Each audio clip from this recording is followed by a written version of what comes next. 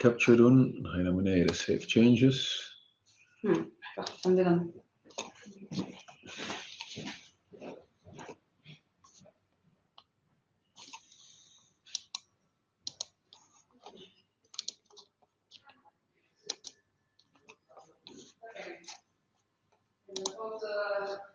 Ja, nu heb ik hem wel, Nicky. Ja. Nu heb ik hem wel. Oh. Welke kies je? Ja, dan kies je HD Pro. Demio.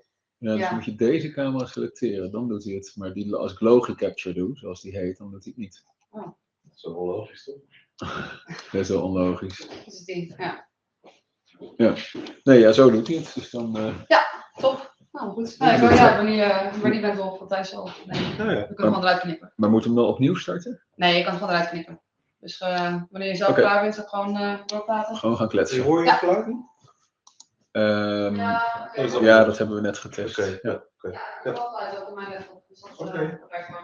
Oké, dankjewel. Yo. Good afternoon. This is a session on e-invoicing for integrators. And my name is Dolf Kars. I'm CCO at Storecove. And Storecove is in the business of e-invoicing for almost 10 years. As you see on the slide, Storecove has offices in the US, Germany, the Netherlands, Malaysia, and Japan. Means that we also have support in 3 time zones, which is very helpful for our customers. So what you see here is the wave of the mandates. So at this moment, there's a big development going on, meaning that a lot of countries are starting to introduce e-invoicing for their B2B customers, but also e-invoicing towards governments. So on the one hand, you have countries that introduce mandates for using a network, an open exchange network, B2B or B2G. And on the other hand, you have the mandates around tax reporting. And these mandates are called CTC, Continuous Transaction Control, meaning that tax authorities, now invoices are data packages, want to see these invoices reported. And once an invoice is reported, you will receive a certificate, and you is the service provider that you operate with. And invoices are then being sent with, including a certificate. And what you see here on the slide, VIDA, is VAT in the Digital Age. This is a European guideline stipulating that all companies that have to report to tax authorities would need to do that in the same format. So the tax authority stipulates what format is being used, and that at this moment in time is the same format as for e-invoicing, which is the UBL 3.0 for Europe.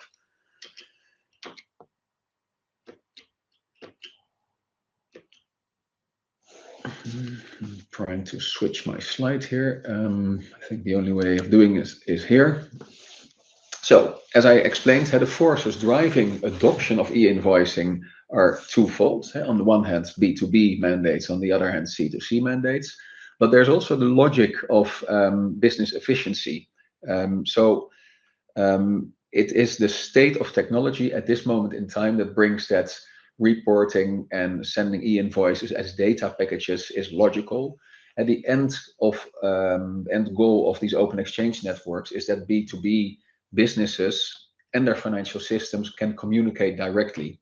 And so there's just a network in between. This is all technology, but the end goal is financial systems of businesses communicating directly based on the same format, UBL 3.0, for instance.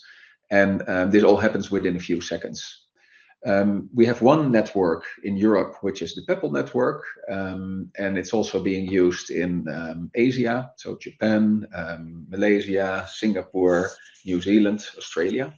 And there's the DBNA network, which is the Digital Business Network Alliance. It's a B2B network for the US and mainly used by US businesses, but also introduced identifiers for every country in the world. So every company in the world can use their own global of commonly used identifiers. So for instance, a VAT number, or if that's applicable in your country, a Chamber of Commerce number.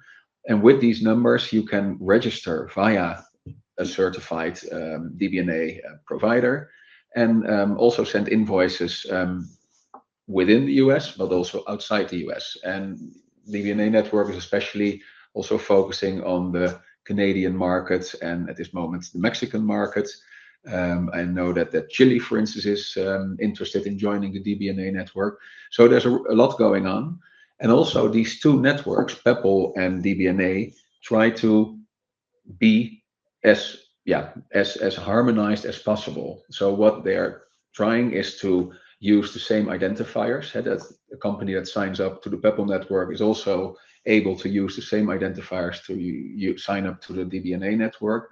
And also the document types in use. Peppol uses 2.0, UBL 2.0.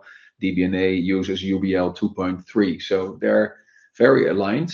And there's also a sort of a task force called the GIF, Global Interoperability Forum, working on this harmonization and alignment between the two networks so that users of both networks actually can interrupt seamlessly. So they don't even notice that there are several networks. When you send an invoice, you add an identifier. Is it the US identifier? Then you can deliver with a US company. And if it's a Japanese identifier, for instance, you can deliver at a Japanese company. Same way of working as telephone networks do. So you register once with an operator, and maybe technically there are 7 networks involved when you make your phone call, but you just need to know the identifier of the receiver, of the person you want to call, and that's enough to be able to communicate via the network. And this is the same with open exchange networks. I will jump to the next slide.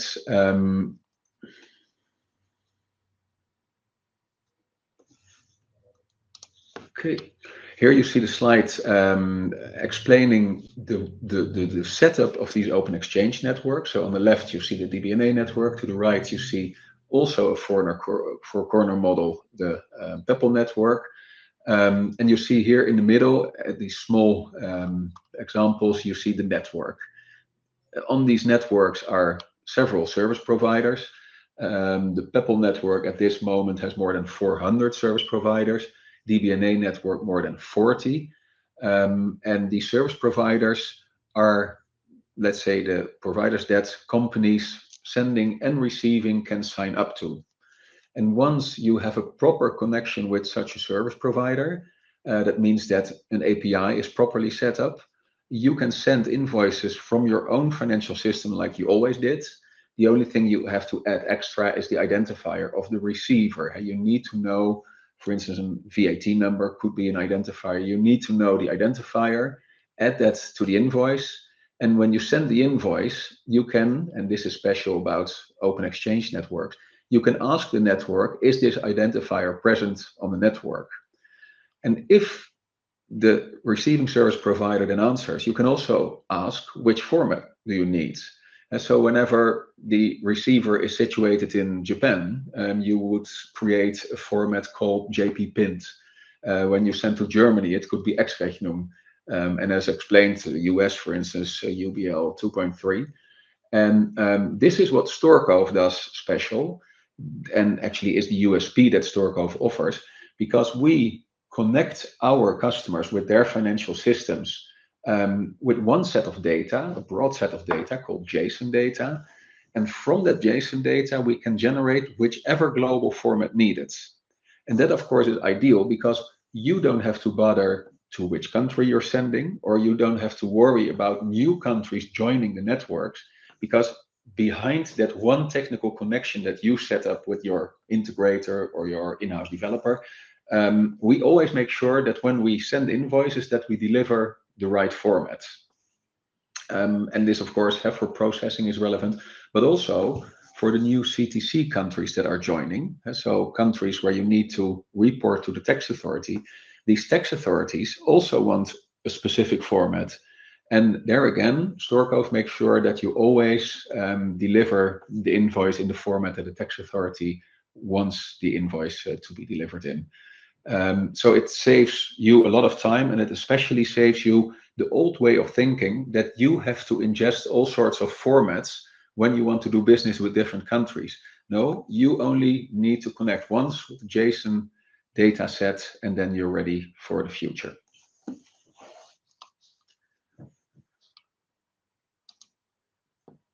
Here, the USP, as I explained, is explained once more.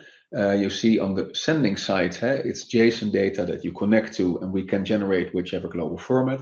But receiving works the same. You can make sure that once you're connected with the JSON data, you can receive every global invoice, e-invoice format, because no matter what format you're receiving, we always generate the same JSON set from that. So again, on the receiving side, the technical connection only once is enough. Well, and then there are specific countries like Germany and, for instance, France that have different formats, hybrid formats. These are formats that can be sent via email.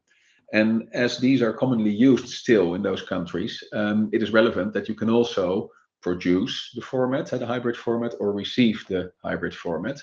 And so what we did is on the sending side, again, from that JSON data, if we can't deliver via an open exchange network, we can alternatively deliver via email.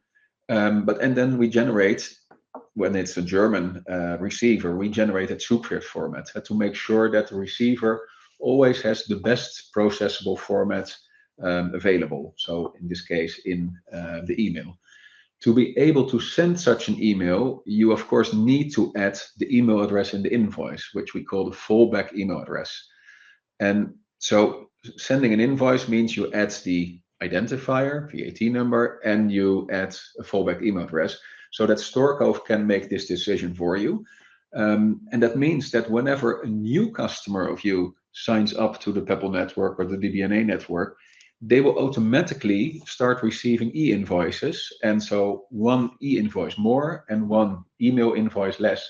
And so this is a transition phase we're in, and this is a right setup to transition to what's needed on the Peppol network or the DBNA network. And on the receiving side, in Germany, you might know there's a mandate from 1st of January 25 that German companies need to be able to receive e-invoices. And it doesn't stipulate what format you need to receive. But what we experienced is that German companies sending can opt what format they will send. So as a receiver, you're not sure if you have 200 suppliers, what format they will send it to you into. So what we do is we support Peppol, of course. You can register via the Peppol network, but you can also set up an email address where these Zugriff formats come in, and the whole email, including the Zugriff format, will then be ingested in the API. And by doing so, we unpack the Zugriff format, take the electronic format out, the XML, and this data also ends up as JSON data in your system. So there, for Germany and also for France, you have two flows, the Peppol flow and the old email flow. And this also, of course, is a transition phase. But you can start with the whole flow and you are compliant with the mandate that's there in Germany. Here you see an overview of the countries that we support, and most of them are countries that we support behind the API because they are countries that support Peppol. And so these countries, many of those have a Peppol authority, meaning an authority like, for instance, in the Netherlands, the Ministry of Internal Affairs. In Germany, you have COSIT. In Belgium, you have BOSA. These are government authorities that set the identifiers per country. So mostly a country has two identifiers for companies. Could be in Belgium, VAT number and KBO number. As explained in the Netherlands, it's Chamber of Commerce number and VAT number. VAT number is the identifier used for international invoicing most frequently. But they also set the identifiers for governments. So that's a SIRET number in France, Lightweight ID in Germany. In the Netherlands, we have organization identification number, OEN number. And so the Peppol authorities come with the identifiers. They determine the format that's being used per country. And so also the e-invoice format it looks that they're all using the same UBL format, but there are small variations per country. So Germany has a format over Peppol called Ex-Rechnung. The Netherlands has what's called NLCS. France has its own format. So there are small differences, and this is why it's so important that you're able to generate the specific format per country. Well, here in this same list, you see, of course, the US. This is the DBNA network. And then there are a few countries here, like Switzerland, that have different ways of e-invoicing. Like Switzerland, we support QBill. And here you see Romania. Romania has its own small government network. But those you'll find, and here Finland is interesting. It has a Finvoice network, a closed network specifically for B2B. And so companies within Finland, I think around 90% of those companies use the Finvoice network still.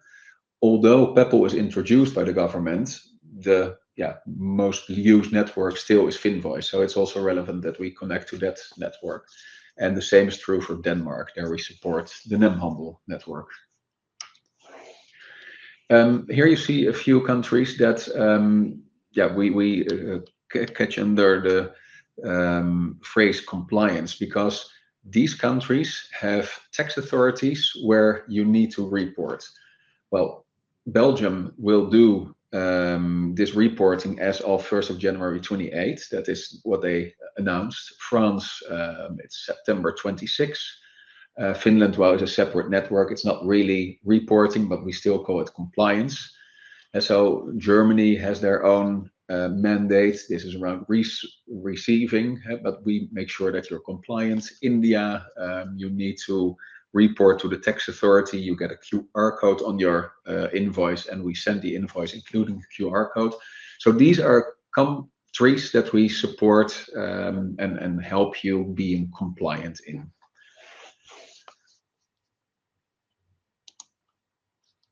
Well, what we as a company focus on mainly, and that is maybe logical. So per country, around 40% of all the companies, small and medium-sized, are behind accountancy software or behind ERP systems.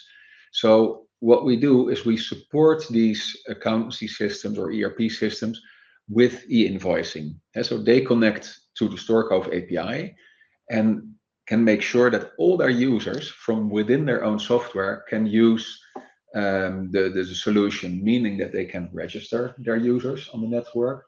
But these users, after registering once to Open Exchange Network Peppol and via the Storecove API, also DBNA, can send and receive invoices like they always did. So they use their own software. There's no difference. The only thing, of course, is they need to add that identifier and maybe a fallback email address.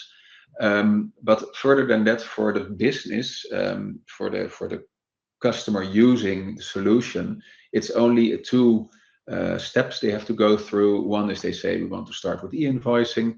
Then they see their own identifiers. They say those are correct, and then they're registered. And so it's a really simple process.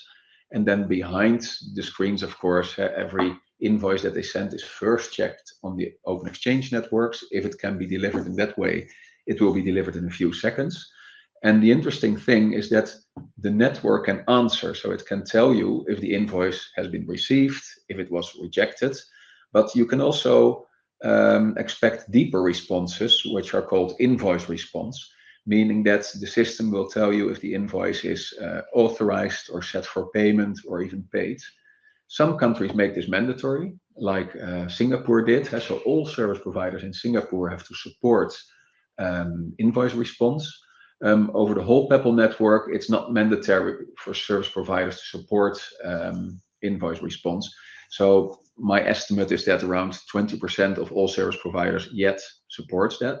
But of course, the information that you get from the receiver is really interesting because you can use that for your cash flow forecasting or for maybe factoring. So it's relevant information, but it's most interesting once it is 100% complete, and that depends on the number of service providers that support invoice response. To the right, you see we work via integrators also. So integrators are companies that help their customers connect to different ERP systems, like you see here. And of course, they have a trusted relation with their customers and also are experienced with setting up connections to the ERP system that the customer uses. So these integrators, on the one hand, have experience with the Storecove API, and on the other hand, know their customers very well. So this is a pleasant way for customers to get connected to the API, because these integrators mostly just connect once to the API, and per new customer, they just have to generate a new API key and can connect that next customer. So also for the customer, it's much less technical work to do this via an integrator, because otherwise you need an in-house developer that can help connect to the API. And most of the times the in-house developer is not really experienced with e-invoicing and with sometimes not with even the RESTful JSON API. So these integrators are relevant and are the best to turn to once you want an e-invoicing connection. So as explained, when sending invoices, we first check on the open exchange networks. And if we can't deliver, we check if we can deliver via email. And again, that's the Zugwert and the Factor X format. And if we don't send to a country where there are these hybrid formats, we just send a PDF and the UBL in an invoice. The PDF is the PDF that was originally produced by the system sending the invoice. So Storecove doesn't generate PDFs themselves because that's causes too many mistakes in the document. And the big question then is if there are two documents, an XML and a PDF, which is the legal document if there's a mistake in one of the two. So that's why we only use the PDF that the financial system itself produced and send that as an attachment over the open exchange networks. And below you see that we work with several integrators, but also ERP systems that already have fully set up connections to our API, like you see here, Sardinia and Epicor. And again, per customer, they just need to generate a new API key and can help the customer connect much quicker. Here you see the flow of sending.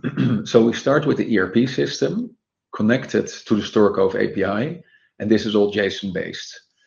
That means that when you send an invoice, we first check based on the identifier where the invoice comes from, if in that country this identifier needs to report. If so, we ask the tax authority for a certificate, and only with that certificate we send the invoice.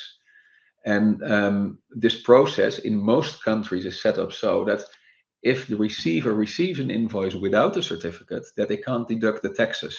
So it's really relevant that you make sure that your sender, your supplier, sends an invoice that has been reported to the tax authority. Well, once we receive that certificate, we try the open exchange networks. At this moment, these are the two prevailing networks. But in the future, there might be more open exchange networks. This is just the start. And if we can deliver via an open exchange network, you will get your message back that it was received. If we can't deliver, we go via email. And then there's one extra thing on this slide. It's the archiving API, meaning that at the moment of sending, as we start with JSON data, you don't know which format you will deliver because we automatically deliver the format that's best for the receiver. So what the archiving API does, it makes sure that you can retrieve the invoice like it was delivered. So the format that it was delivered in, so it could be Ex-Rechnung for Germany, then you can retrieve the Ex-Rechnung and store that in your own system. And this way you can make sure that you archive all the documents that you send, you archive them in your own system, and doing so you're compliant with the specific archiving rules that your country sets. Here about receiving e-invoices, again, I explained about how you can receive via the Open Exchange network, but you can also add an email address where invoices like hybrid formats come in, and we make sure that these invoices are unpacked, end up in the API, and end up as the same processable data in your own system. One thing about receiving and sending, when we as service providers register companies on the Open Exchange network, only one side is mandatory, only one side is unique, meaning that we need to register these companies in what is called the SML and the SMP, the Service Metadata Locator. So meaning that if you register on the receiving side, you can only do this in one software solution. You cannot do it in several software solutions, because then where do the invoices need to go? So you register once in one software solution, all the invoices that come in from your suppliers will end up at that location. Meaning that if you want to move to another software solution, you have to deregister with one and re-register in the other software solution. So receiving is, on the one hand, sort of a customer lock-in. You have the customer with the full invoice flow on which you can add all sorts of services, accounts payable services, adding data, so whatever you do and what you're good at. And yeah, this fact that it's unique on the receiving side, of course, brings that it's interesting to grab all these customers, because they don't have a lot of reason to move once everything works properly and once everything is set up. And also a sender, actually based on what the receiver asks. If the receiver says, I'm now registered for e-invoicing, dear supplier, please send me e-invoices from this day onwards. And then the supplier, of course, is bound to also start e-invoicing. So everyone has a role in the adoption of networks, but especially the receiver has, of course, a lot of power, because they are the ones paying the invoice. And so when the receiver says, I'd like you to send e-invoices via Peppol or via DBNA, and that's a strong push for the adoption of the network, but especially for the efficiency of that receiver, because the receiver saves a lot of time in their processing and can even save man hours or power. Now everything is automated, coming in automated. And this is like what governments in Europe did. They, by law, made sure that all governmental organizations on the receiving side were connected to the Peppol network. Some of them started to ask their suppliers for e-invoices, or even set in tenders. If you don't send via Peppol, you can't win this tender, well, which is a strong push. But of course, for the governments, that was a big efficiency gain when their suppliers started to send e-invoices. So this really was a driver for the adoption of Peppol throughout Europe. Here you see the receiving side. So again, you see the invoice can come in via an Open Exchange network, via email, or even from tax authority, like for instance, SDI in Italy. The tax authority sends invoices to the receivers. This is a special model which is not allowed under the VIDA guideline. So I think 2035, also Italy needs to adjust this model. But there are tax authorities like SDI that send the invoices for you. Normally, you register, you get your certificate from the tax authority and send the invoice yourself. So this is not a common practice. But sending, of course, it's a purchase invoice, comes in via the Storecove API. You have a proper setup here with your ERP system, and that invoice, no matter what invoice format comes in, is always delivered as the same JSON data and also always directly processable. Here you see the archiving API. So when receiving an invoice, you will receive the JSON data, but via the archiving API here, you can receive the format that the invoice was originally sent into you. So the format that was originally produced by the sending ERP system is the format that you can also archive via the API. Here two elements of what Storecove does special. One is, as I explained, we have offices in 5 countries, and for that reason, we have support in 3 time zones. And this is something that we support, invoice response. So the responses back from the receiving system about the status of the invoice. We also support orders as documents. So if it's relevant for you to support both e-invoices and orders, this is something we also support. Here you see the cooperation that we have with a UK tax determination and tax filing service. This is mainly when you send invoices throughout the world with different tax laws, tax codes. So here, VetCalc makes sure that you always send invoices with the proper tax lines. And what we did together with VetCalc, we made sure that via the same API, the API connection that you already have, you can use these determination and filing services. So mostly this is something that was done by companies like, in the US, Sophos or Avalara or Thomson Reuters. But then VetCalc said we can do this in a much more modern way. We can do this almost fully automated. And so we made sure that we offer the combination via the same API. And that means that now the invoice is the carrier of your tax data. So it's the carrier of what the tax authority needs to know, but it's also the carrier of what tax consultancy companies bring, in this case, VetCalc. And we make sure that it's always compliant in the different countries with this, the right tax amounts and percentages. Here you see the flow. So as explained, you have an API in your own financial system. Storecove has an API. This is what needs to be connected.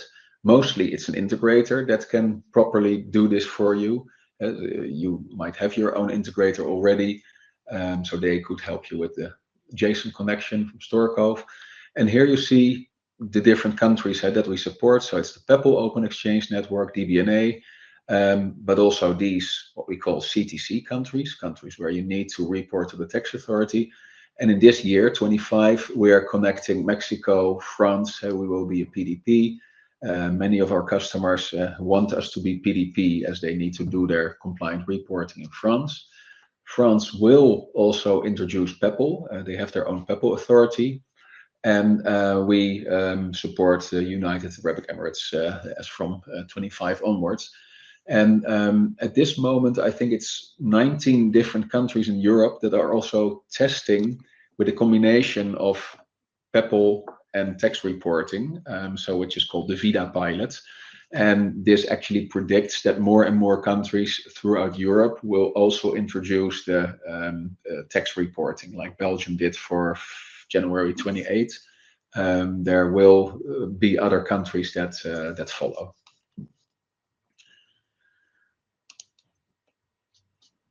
Yes, so actually concluding what we have behind the API, on the one hand, I explained we support the hybrid formats, which are really relevant because large volumes and large percentages are still via email. And that's why email is such an important transport mechanism to still support.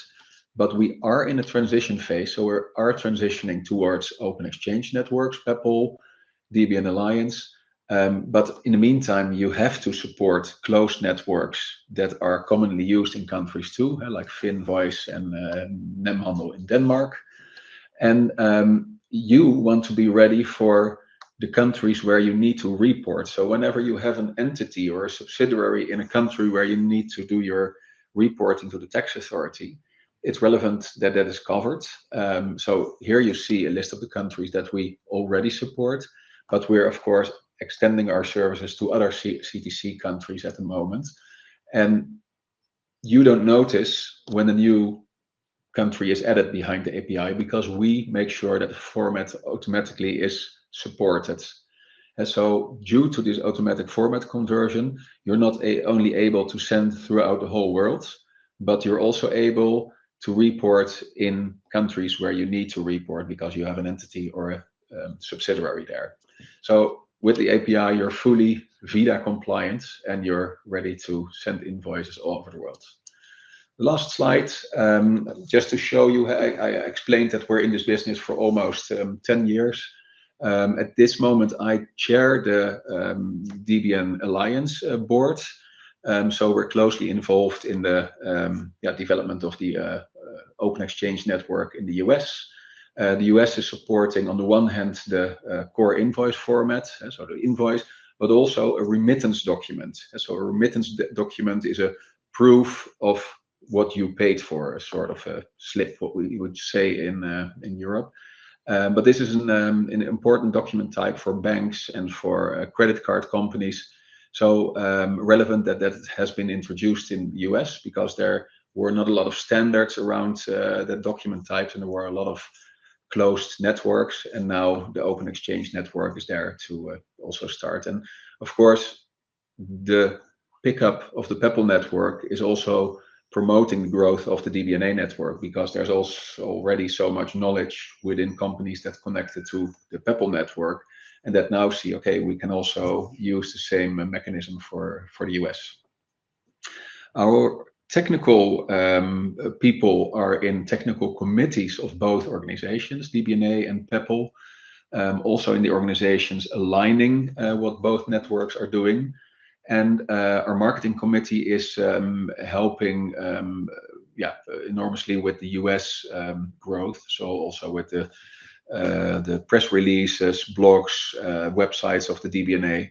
So we're closely involved, and we are informed by tax authorities and by PEPL authorities about the last regulations. So that's how we stay up to date. But you don't have to stay up to date, because we do all these format conversions for you. So the only thing you would need to do when you want to use our service and want to connect to our API is ask your developers to test in Sandbox, use the API documentation, and on average, we say within 1.5 till 6 weeks, you can be ready to start e-invoicing, and to start e-invoicing in a modern and future-proof way. Thank you so much, and hope to see you soon.